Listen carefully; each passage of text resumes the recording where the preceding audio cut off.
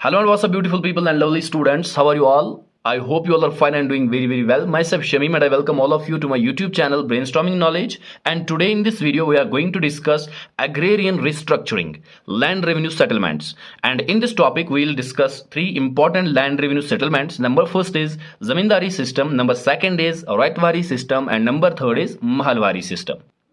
Before starting the video, I have a kind request to all of you that if you are new here, please subscribe the channel, press the bell icon and share this video to your friends and students as well. So without further delay, let's start our today's topic.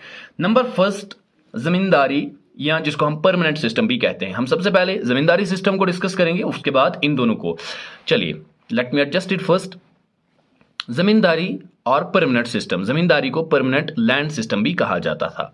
It was introduced in Bengal, Orissa, Bihar and districts of Banaras by Lord Cornwallis in 1793. सबसे पहले आपको ये point लिखना है, ये याद रखना है कि ये इंट्रोड्यूस कहां कहां पे हुआ था. बंगाल में, उड़ीसा में, बिहार में और कुछ डिस्ट्रिक्ट्स बनारस के जो थे वहां पे इंट्रोड्यूस हुआ था. और किसने किया था? लॉर्ड कॉर्नवेलिस ने किया था 1793 में. ये डेट भी आपको साथ में याद रखनी है. Let's move to the next point.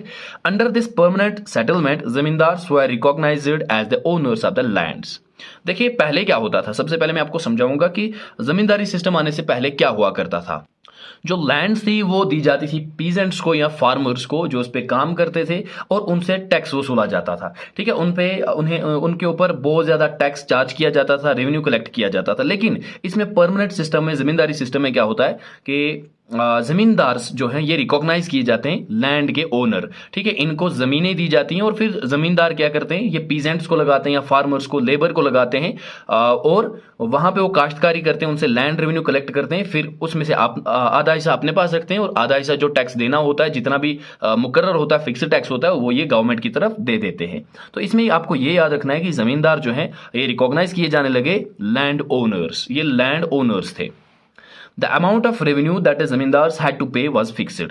जो रेवेन्यूज ये जमींदार्स देते थे, जो अमाउंट रेवेन्यू का होता था वो फिक्स्ड होता था. जो इनको टैक्स देनी पड़ती थी वो फिक्स्ड थी. The zamindars had to pay 10/11 of the revenue collected to the EIC, East India Company, while keeping the rest 1/11 to himself.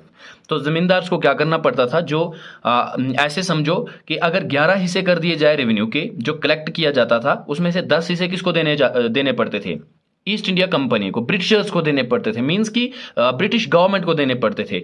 और अपने पास सिर्फ 11 में से एक ही हिस्सा अपने पास रखना पड़ता था. 11 हिस्से अगर टोटल प्रोडक्शन हो रही है और उसमें से 10% जो थी प्रोडक्शन, 10th पार्ट जो था या फ्रैक्शन जो था वो गवर्नमेंट की तरफ देना पड़ता था एज रेवेन्यू एंड 1% ये अपने पास रखते थे. The next point is zamindari comprises 19% of British India. Zamindari जो थी, जो जमींदारी सिस्टम चल रहा था, ये इसने कवर किया हुआ था 19% ब्रिटिश इंडिया का. ब्रिटिश इंडिया के 19% पे ये फैला हुआ था. The purpose of zamindari system was to collect revenue from few zamindars rather than millions of peasants. तो इसका पर्पज क्या था जमींदारी सिस्टम को ये बनाने का? ये एक ही पर्पज था इसका कि रेवेन्यू को कलेक्ट किया जाए और इजी तरीके से, आसान तरीके से, और जमींदार का मुकर्रर करना, जमींदार का यहाँ पे बनाना.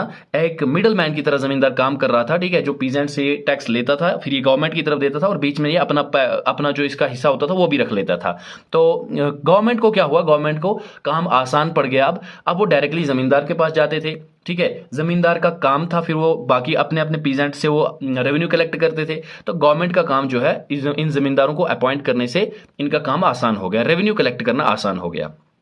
Right of ownership of zamindars was heredity. ये भी आपको याद रखना है, यहाँ पे वाज है, सॉरी. तो ये जो राइट था इनका हेरिडिटी का, ये जमींदार्स को मिला था ओनरशिप का, कि लैंड जिसकी है उसके बेटे को वो ट्रांसफर हो सकती है.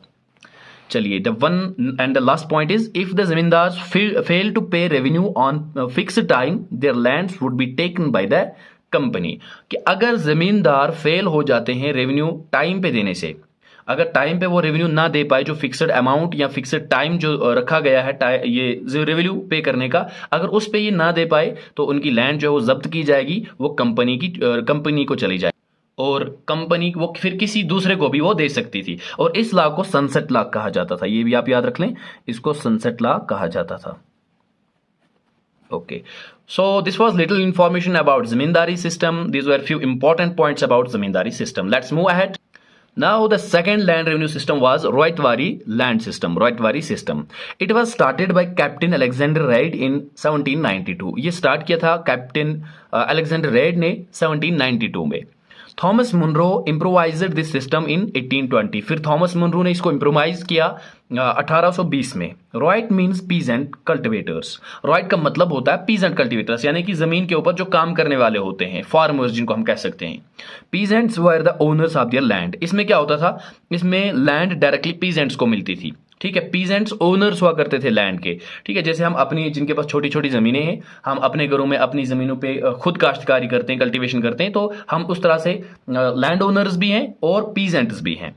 Okay, there was no intermediate as in zamindari system. जैसे जमींदारी सिस्टम में इंटरमीडिएट होता था, मिडल मैन होता था, एक जमींदार मिडल मैन के तौर पे काम करता था. रॉइटवारी सिस्टम में ऐसा कुछ भी नहीं था, कोई मिडल मैन या कोई इंटरमीडिएट नहीं था. Major fault of this system was high land tax that had to be paid only in cash. इसका जो सबसे बड़ा फॉल्ट था राइटवारी सिस्टम का, वो यही था, हाई लैंड टैक्स थी. ज्यादा टैक्स वसूला जाता था इन पीजेंट से, और वो भी कैश में ही देना था. जो जमींदारी सिस्टम में रेवेन्यू कलेक्ट किया जाता था वो इन काइंड भी हम पे कर सकते थे. ठीक है, हम क्रॉप्स भी दे सकते थे, लेकिन रॉइटवारी सिस्टम में इनसे कैश में ये टैक्स लिया जाता था, और जो कि बहुत ज्यादा था. ये इसका मेजर फॉल्ट था. This system was mainly introduced in Madras, बिरार, बॉम्बे, आसाम एंड सिंध. और ये सिस्टम जो था, रॉइटवारी सिस्टम जो था, ये मद्रास में, बिरार में, बॉम्बे, आसाम और सिंध के कुछ पार्ट्स में इंट्रोड्यूस किया गया था. It was implemented in 51% of the British area. और ये कितने परसेंट पे, 51% पे, ब्रिटिश एरिया के 51% पे इंप्लीमेंट किया गया था. जमींदारी सिस्टम में आपने देखा वो 19% पे इंप्लीमेंट किया गया था, और ये 51% पे इंप्लीमेंटेड था. The next one is Mahalwari land revenue system, Mahalwari system. Okay, ये डिस्कस करने से पहले मैं आपको बीच में बता दूं कि अगर आपको ये नोट्स चाहिए हो तो आप मुझे व्हाट्सएप पे या फिर इंस्टाग्राम पे फॉलो करके मैसेज कर सकते हैं. आपको ये एज सच पीडीएफ फॉर्म में मिल जाएंगे, रीजनेबल रेट्स पे मिलेंगे. बस एक बार मैसेज कर दें, या अगर आप बाकी वीडियोस देखना चाहते हैं तो आप एक बार प्ले लिस्ट भी चेक कीजिए, जहां पे आपको सीक्वेंस से सारी की सारी वीडियोस मिल जाएंगी. तो चलिए एक बार डिस्क्रिप्शन बॉक्स जरूर चेक कीजिएगा. Mahalwari system. Mahalwari system was introduced by Holt Mackenzie and Robert Merttins Bird in 1822. Mahalwari system introduce किया था होल्ट मैकेंजी ने और रॉबर्ट मिटिनबर्ग ने. कब किया था? 1822 में. ये दो नाम याद रखने और उसके साथ साथ डेट भी याद रखनी है. कहां पे किया था? पंजाब, सेंट्रल इंडिया और वेस्टर्न यूपी के कुछ पार्ट्स में. It comprise 30% of British India. और महलवारी सिस्टम जो था ये कंप्राइज करता था 30% ब्रिटिश इंडिया का. ये भी याद रखना है आपको, 30% महलवारी सिस्टम कंप्राइज करता था, और 51% जो है रॉइटवारी सिस्टम कंप्राइज करता था, एंड 19% जमींदारी सिस्टम कंप्राइज करता था. Under this system several village were grouped together and were referred as mahal. तो महलवारी सिस्टम इसको इसीलिए नाम पड़ा क्योंकि इसमें देखिए गवर्नमेंट के लिए अब ये मुश्किल हो रहा था कि वो हर एक इंडिविजुअल से या हर एक जमींदार से रेवेन्यू कलेक्ट करे. तो ये कुछ बड़ा सोच रहे थे कि जिस तरह कि हम बैठ के हम रेवेन्यू कलेक्ट कर सके, हम कुछ ऑफिशियल्स अपॉइंट करें जो लैंड रेवेन्यू कलेक्ट करेंगे, और उनको कुछ थोड़ा सा हम इन कैश दे देंगे ताकि इन काइंड ऑफ सैलरी, तो वो हमारे लिए काम करेंगे. तो इसी को मद्देनजर रखते हुए इन्होंने क्या किया, इस सिस्टम में कई सारी विलेज जो थी उनको एक ग्रुप में एक साथ रखा गया, वह ग्रुप टुगेदर एंड वह रेफर्ड एज महल, और उनको महल कहा जाने लगा. ठीक है, कई सारी विलेज जो थी उनका एक हल्का बना लिया गया, जैसे आज भी हल्के हैं और उस हल्के के अंदर बहुत सारी विलेज आती हैं. Revenue was collected by village headman, और पूरी की पूरी विलेज से, पूरे के पूरे हल्के से, पूरे महल से एक हेडमैन रखा गया जिसको नंबरदार भी या फिर चौकीदार भी कह सकते हैं हम, जो ब्रिटिशर्स ने अपॉइंट किए थे, that were appointed by British government. और इनका काम क्या था? Revenue was collected.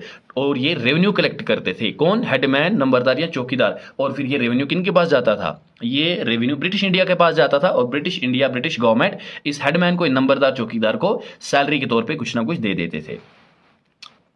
चलिए, Mahalwari system was was the modified zamindari system. यहाँ पे कुछ नहीं है, ये मॉडिफाइड जमींदारी सिस्टम था. महलवारी सिस्टम जो था ये एक मॉडिफाइड, जिससे जमींदारी सिस्टम में हमने देखा, जमींदारी सिस्टम में मिडलमैन था, ये जमींदार मिडलमैन हुआ करता था. पीजेंट से टैक्स वसूलता था, वो डायरेक्टली वो किसको देता था?